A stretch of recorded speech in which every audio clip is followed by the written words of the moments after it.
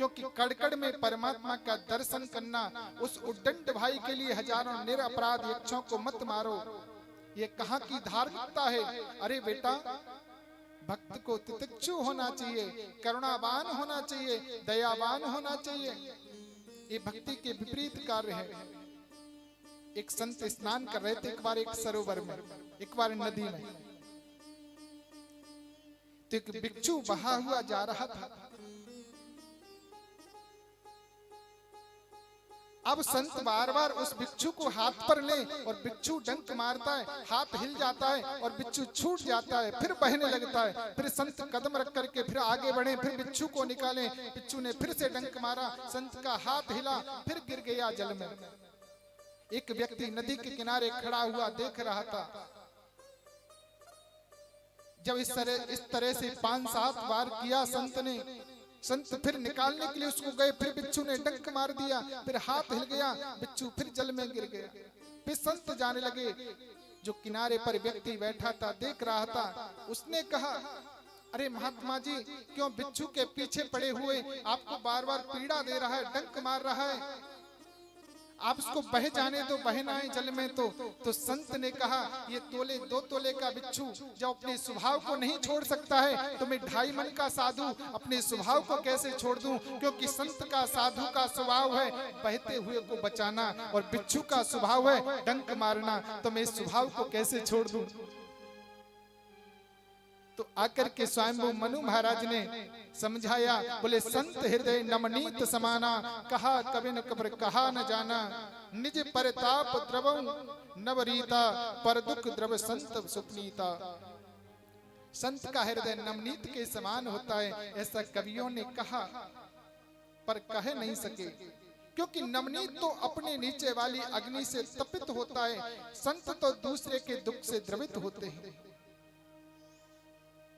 मनु महाराज ने कहा, बेटा तुम परम संत हो, इन हजारों यक्षों को कष्ट क्यों देना चाहते हो? तुम्हें शोभा नहीं देता। आज ध्रुव जी महाराज भगवान के पार्षद आ जाते हैं ध्रुव जी को लेने के लिए।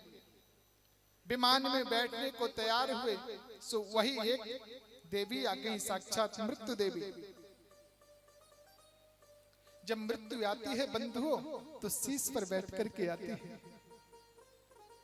और आज मृत्यु देवी ने अपना शीश झुका दिया। ध्रुव जी महाराज से कहा, मेरे शीश पर अपना चरण रख दीजिए।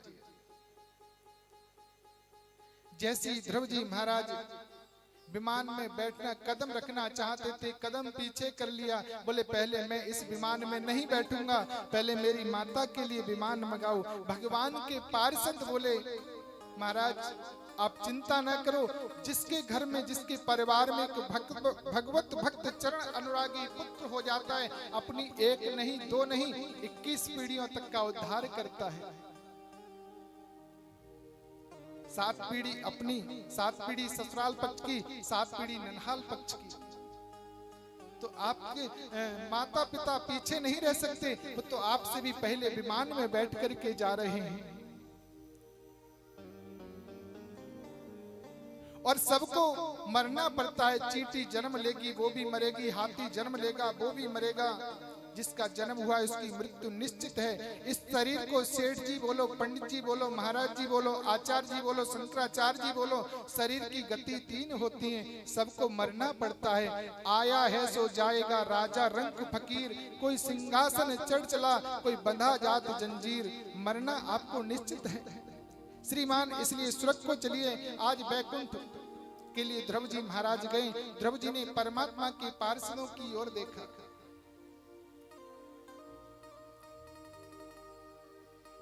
शरीर के रूप में यदि आपके प्रति आकर्षित हो, तो आपके प्रति ममता करता हो, तो ये ठीक है। व्यक्ति की 3 चीजों में ममता ज्यादा होती है, धन में, पुत्र में, स्त्री में। इसलिए सत्संग ही सर्वोत्तम साधन है। परमात्मा से मिलने का भागवत में यहाँ तक वर्णन कर दिया कि संत सुखदेव जी ने स्वर्ग मुक्ति वैकुंठ के सुख को भी 1 मिनट के सत्संग के आगे, छोटे होते हैं, थोड़े होते हैं। सत्संग ही सर्वोत्तम साधन है। तात स्वर्ग अपवर्ग सुख धरें तुला एक अंग, सत्संग की महिमा कितनी महान है, ध्रुव जी इसके प्रत्यक्ष प्रमाण है। परम आदरणीय सुखदेव जी कहते हैं, राजन ध्रुव जी के वंश में उत्कल हुए, उत्कल महाराज के वंश में अंग हुए, अंग महाराज के पुत्र बैन कहलाए। देखो मनुष्य को बिगड़ने के लिए 4 साधन हैं, ध्यान देना। सुंदर रूप का होना, अधिक संपत्ति का होना और ऊंचा पद मिल जाना, बड़ा पद मिल जाना। यदि आप सुंदर हो, रूपवान हो, युवा अवस्था भी है, ज्यादा संपत्ति भी है और ऊंचा पद भी मिल गया, तो इन चारों चीजों के साथ यदि विवेक नहीं है तो निश्चित रूप से व्यक्ति अनृत किए बिना नहीं रह सकता है। यदि विवेक है तो ये चारों चीजें व्यक्ति कुछ नहीं बिगाड़ सकते। जो विवेक है सत्संग से प्राप्त होता है। अंग महाराज के पुत्र हैं बैन। बैन राजा बड़ा उद्दंडी राजा है, बड़ा अभिमानी राजा है। वो संतों का, ब्राह्मणों का अपमान करता है। यदा देवेषु वेदेषु गोसु विप्रेष साधुषु धर्मे मयित विद्येषु सवा आसु विनिश्चति। देवताओं के प्रति, वेदों के प्रति, गौओं के प्रति, ब्राह्मणों के प्रति जिसके मन में विद्वेष उत्पन्न होगा वह व्यक्ति शीघ्र नष्ट हो जाता है। बंधु, सारा जगत किसके अधीन है? देवताओं के अधीन है। सारा जगत देवताओं के अधीन है और देवता किसके अधीन है? मंत्रों के अधीन है। देवाधीनम जगत सर्वम मंत्रधीनश्च देवता ते मंत्रा ब्राह्मणाधीनम तस्माद् ब्राह्मण देवता। सारा जगत देवताओं के अधीन है। देवता मंत्रों के अधीन है और मंत्र किसके अधीन है?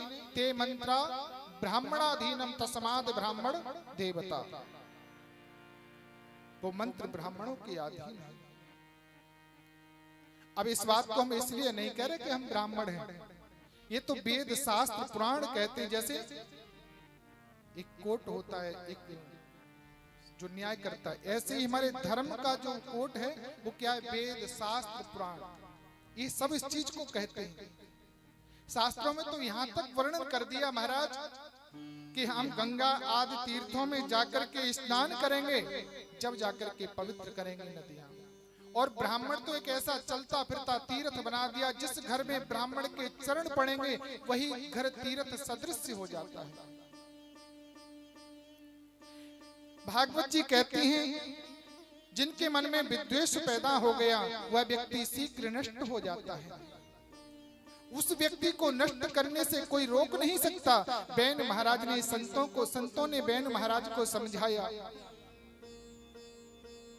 राजा बैन नहीं माने, संतों ने श्राप दे दिया, उसकी मृत्यु हो गई।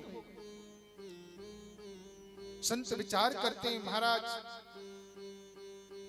पृथु का वंश है, महात्मा पृथु बहुत धर्मात्मा थे, उनका वंश नष्ट हो जाएगा, आगे चलना चाहिए। मंत्र शक्ति के द्वारा संतों ने उसके शरीर को मंथन किया।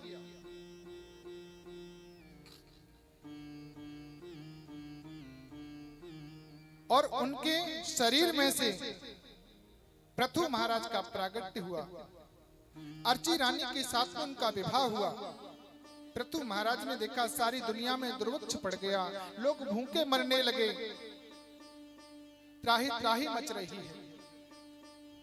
क्योंकि समिष्ट संसार का जब व्यक्ति पाप करता है तो पापियों के पाप का परिणाम प्रकृति पर असर करता है, और ये प्रकृति पर उसका असर होता है तो प्रकृति एक साथ पूरे समाज को दंड देती है, और उसके असर में सभी को दंड मिलता है, चाहे सज्जन हो। पृथु के पिता बैन ने जो पाप कर्म किया था उसका प्रकृति पर इतना असर पड़ा महाराज, इतना असर पड़ा कि दुर्भिक्ष पड़ गया, अकाल पड़ गया, प्रजा भूखी मरने लगी। आज पृथु महाराज रथ पर सवार होकर के निकले हैं, पृथ्वी ने गाय का रूप धारण कर लिया। हमारे शास्त्र कहते हैं गाय को कभी मत मारो, गाय तो अविद्या है, गाय सबके लिए वंदनीय है, उसका पूजन करो।